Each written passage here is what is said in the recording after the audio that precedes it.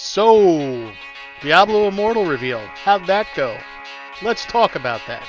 With me, Melkandor, as your host.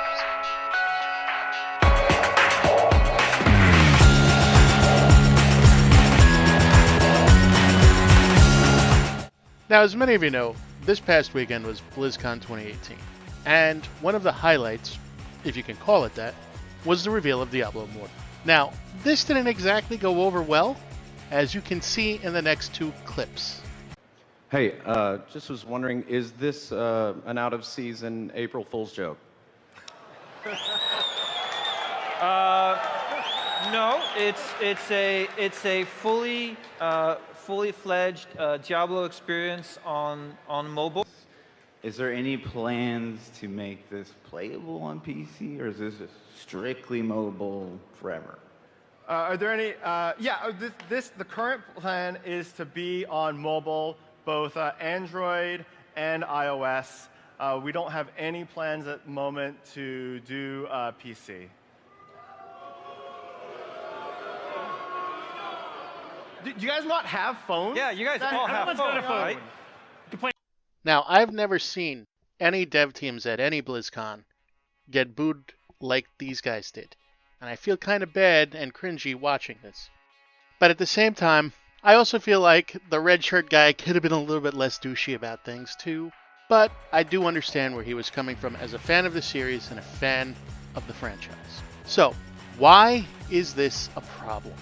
When I say problem, I should say problems, plural, because there are a number of problems surrounding this announcement. The first problem concerns the game type itself.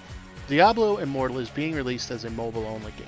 Now, normally, if this was a follow-up to a much larger announcement like, say, Diablo 4, or an announcement that there were multiple projects in the works, but for now, this was the most complete project that they could bring to show everybody, things probably would have went over a lot better with the fans. And, let's be honest, mobile games aren't exactly held in very high regard at this point. We're going to look at that next. Most of the mobile games in the market today are really heavily monetized and take advantage of things like microtransactions, pay-to-win services, boosts in XP, and so forth. Now, it's important to understand that microtransactions in mobile games have existed pretty much since mobile games became a thing. The real problem originates about a year ago, almost to the date, when EA released Star Wars Battlefront 2. EA monetized Star Wars Battlefront 2 with a system known as the Star Card system, which allowed players to spend real-world money to purchase packs of cards that would give them in-game boosts and the potential to get items to help them play the game better. Now, this is considered pay-to-win, and it really removes a lot of the skill levels and skill caps from the game. So people were not getting rewarded for their time, people did not feel satisfied playing the game, and this became the first major outcry that forced a change by a video game publisher because of all of the backlash against this system. Fast forward to E3 of this year. Once again, we see EA at their press conference announcing yet another beloved title that would, instead of going to PC, be headed towards the mobile platform. This was, of course, Command & Conquer Rivals. This was a stripped-down version of the game that was clearly designed to take advantage of people's wallets. As one might guess, the reaction to Command & Conquer Rivals was less than enthusiastic, to say the least. Now I know what you're thinking. Mel, come on now. That's EA, this is Blizzard we're talking about. They're not the same company at all, and you're absolutely right. But I would like to remind you that the name of the company is Activision Blizzard, and we all know that Activision is just as guilty of over-monetizing their games as EA is. As a fan of the Diablo series, I can definitely tell you that I was less than enthusiastic to hear that the next game in the series would be a mobile game. I was even more so when I heard that they were working with NetEase, who is a company known for making highly monetized mobile games that were primarily released in Eastern markets. Now, this is a game series that has been largely rooted on the PC and only more recently made transitions over to consoles such as the PS4 and the Xbox One, as well as now, most recently, the Nintendo Switch. These have all been well received and were really well done ports.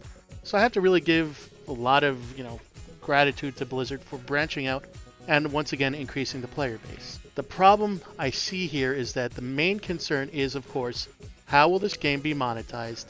And the only answer we have so far is, well, we want to finish the game first before we see how we're going to monetize this to the public. Which of course makes us feel like we are going to get a highly monetized entry, much like we see with most mobile platforms. The other main problem here is, of course, Blizzard's reaction to the backlash on the internet. First, we've seen them remove negative comments on YouTube. Now, while this is a fairly common practice on most YouTube channels, it's been very obvious on this reveal video for Diablo Immortal on Blizzard's Diablo YouTube channel. The other thing that we see in addition to this is the fact that, now I don't want to say fact, let me rephrase that, is the allegations that they may have taken down the trailer and re-uploaded it to reset their like versus dislike counter, which, as of the recording of this video, had a 16,000 like versus 441,000 dislike ratio. Who knows what the actual numbers are, but I can imagine that that might be a lot higher in terms of the dislikes. What disturbs me the most is how Blizzard has reacted to their YouTube page.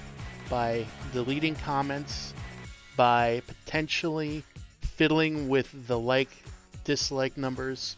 That sets me, and I'm sure a number of the rest of the community, towards the thought that you might actually be putting out a game that is a little bit more than a money grab, as opposed to having a discourse with us and saying, hey guys, what can we do to make you feel better about the game, and how can we help you get on board with this? That's where I'm coming from. That pretty much sums up my thoughts on this topic, but I'd love to hear what you have to say, so please leave a comment down below if you'd like to. Once again, my name is Melkandor, and I'd like to thank you for stopping by my channel. If you liked this video, hit that like button. If you think you'd like to see more of what I do on this channel, hit that subscribe button. And once again, because YouTube is YouTube, if you want to be notified when a new video goes live, hit that bell. Until then, my name has been Melkandor, and I'll catch you later.